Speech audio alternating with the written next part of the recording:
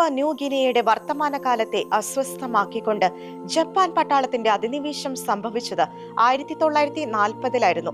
അതുവരെ ഉണ്ടായിരുന്ന Papua new ഗിനിയയുടെ സാംസ്കാരികവും മതപരവും വിശ്വാസപരവുമായ ഭൂപ്രകൃതിയുടെ മേൽ വലിയൊരു മാറ്റത്തിന് അതോടെ അവിടെ തിരികൊളുത്തപ്പെടുകയായിരുന്നു. ജപ്പാന്റെ നയങ്ങളും ആചാരങ്ങളും ജനങ്ങളിലേക്ക് അടിച്ചേൽപ്പിക്കപ്പെട്ടു. അതിന്റെ ഫലമായിരുന്നു ജപ്പാൻ ഭരണകൂടം നടപ്പിലാക്കിയ ബഹുഭാര്യത്വം. ഒരു പുരുഷന് ഒന്നിലധികം സ്ത്രീകളെ വിവാഹം ചെയ്യാൻ നിയമപരമായ അനുവാദവും നൽകി. പക്ഷേ ഈ അപരിഷ്കൃത നിയമത്തോട് ഒരു തരത്തിലും യോജിച്ചു പോകാൻ കഴിയാത്ത ഒരു വ്യക്തി അവിടെ ഉണ്ടായിരുന്നു, വിശുദ്ധ പീറ്റർ ടൊറോട്ട്. വിവാഹം എന്നാൽ ഒരു സ്ത്രീയും ഒരു പുരുഷനും തമ്മിൽ മാത്രമുള്ള മരണം വരെ നിലനിൽക്കുന്ന ഒരു ഉടമ്പടിയാണെന്ന് വിശ്വസിച്ചിരുന്ന വേദോപദേശകനായ അൽമായനായിരുന്നു അദ്ദേഹം. ഭാര്യ പൗളയെ കറയറ്റ ഹൃദയത്തോടെ സ്നേഹിക്കുകയും രാവിലെയും വൈകുന്നേരവും മക്കൾക്കും ഭാര്യയ്ക്കുമൊപ്പം പ്രാർത്ഥിക്കുകയും ചെയ്യുന്നതിൽ അയാൾ ഒരിക്കലും മുടക്കം വരുത്തിയിരുന്നില്ല. കത്തോലിക്ക സഭയുടെ ഈ പ്രബോധനത്തെ മറികടന്നുകൊണ്ടുള്ള ഏത് തരത്തിലുള്ള പരിഷ്കരണങ്ങളെയും വിശ്വാസം കൊണ്ട് പ്രതിരോധിച്ചു നിൽക്കാൻ അദ്ദേഹം സന്നദ്ധനായിരുന്നു. മതപരമായ ആചാരങ്ങളും പ്രാർത്ഥനകളും ഔദ്യോഗികമായി നിരോധനം നേരിട്ടുകൊണ്ടിരിക്കുന്ന അവസരം കൂടിയായിരുന്നു അത്.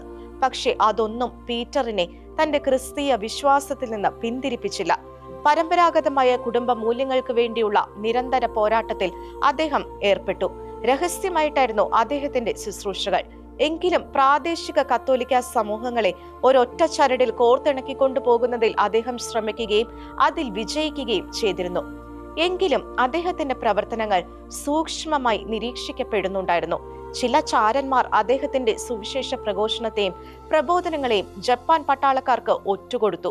അതിന്റെ ഫലമായി ജപ്പാൻ പട്ടാളം പീറ്ററിനെ അറസ്റ്റ് ചെയ്തു. കോൺസെൻട്രേഷൻ ക്യാമ്പിലേക്കാണ് അവർ അദ്ദേഹത്തെ കൊണ്ടുപോയത്. വിശ്വാസ ജീവിതം ഉപേക്ഷിക്കാനോ ബഹുഭാര്യത്വം അംഗീകരിക്കാനോ തയ്യാറല്ലാത്തതിന്റെ പേരിൽ അധികാരികൾ അദ്ദേഹത്തെ വിഷം കുത്തിവെച്ച് കൊലപ്പെടുത്തി.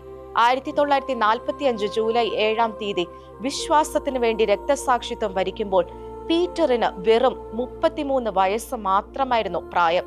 2025 ഒക്ടോബറിൽ ലയോ 14 പാപ്പ അദ്ദേഹത്തെ വിശുദ്ധനായി പ്രഖ്യാപിച്ചു.